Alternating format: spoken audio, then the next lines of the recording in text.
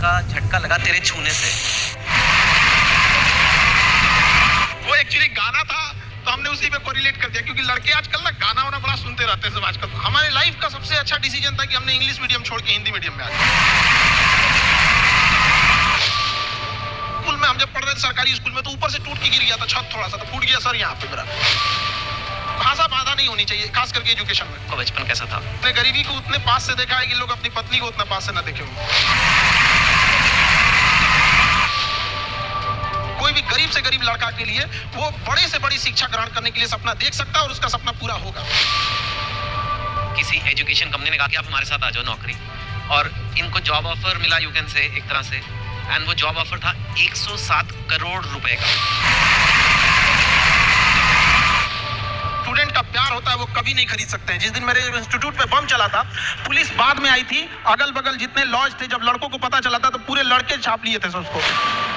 हमारे यहाँ किसी का दिल टूटता है तो वो मजनू नहीं बल्कि माझी बन के पहाड़ तोड़ देता है। एजुकेशन सिस्टम इतना महंगा हो गया है कि जिन लोगों के पास पैसे नहीं थे वो अपने आप को दबा हुआ महसूस करते हैं। तो अभी इतनी सस्ती फीस होने की वजह से हर कोई पढ़ेगा, और पढ़ने के बाद जब वो मेंटल लेवल बढ़ेगा तो कुर्सी पे बैठने वाले अधिकारी और सामने की पब्लिक, केवल अंतर रहेगा तो कुर्सी का, बाकी मेंटल लेवल समान रहेगा। कोई शोषण नहीं कर सकता वहां पे। One of India top teacher हो, लेकिन आप, आई थिंक मोस्ट पीपल यहाँ पे शायद खान सर को जानते होंगे, जो नहीं जानते होंगे आज आप एक ऐसी हस्ती से कभी नहीं मिले होंगे, क्योंकि नहीं देखा सर। नहीं सीरियसली ये नहीं समझ में आता है कि एजुकेशन इतना इंटरेस्टिंग चीज है, लोग इसको कैसे बोरिंग बना सकते हैं। तो पढ़ाई को इतना इंटरेस्टिंग बना दे कि लोग इसके सिवा कहीं हटना ही नहीं चाहे। हाँ, and before we get into the interview, मतलब मैं आपको बोलूं इनके वीडियोस बड़े इंटरेस्टिंग होते हैं, वो बात और होती है, but let me show you the master at work. ठीक है, कोई सबसे बोरिंग सब्जेक्ट ले लेते हैं, ठीक है, फिजिक्स।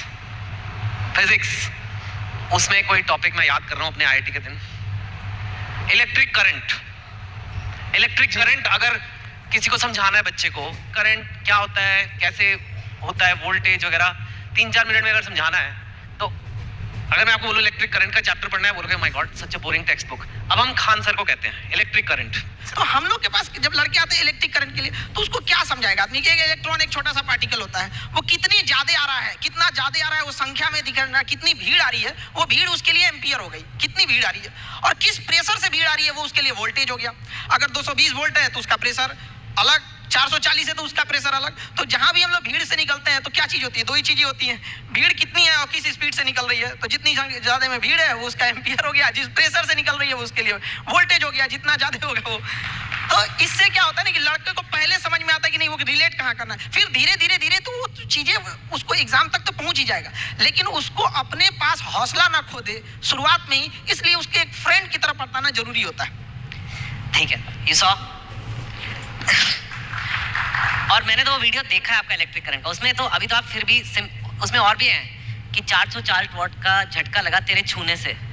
वो एक्चुअली गाना था तो हमने उसी पे कोरिलेट कर दिया, क्योंकि लड़के आजकल ना गाना वाना बड़ा सुनते रहते हैं सब आजकल। तो हमें लगा कि यहीं से इन लोगों को, मतलब हम ये नहीं कहते हैं कि तुम अलग से टाइम निकालो, बट जिस चीजों को वो देख रहा है, जिसके सराउंडिंग्स में वो रह रहा है, उसमें हर जगह पढ़ाई छुपी हुई है, हम क्यों ना उसको उसी से कोरिलेट कर दें।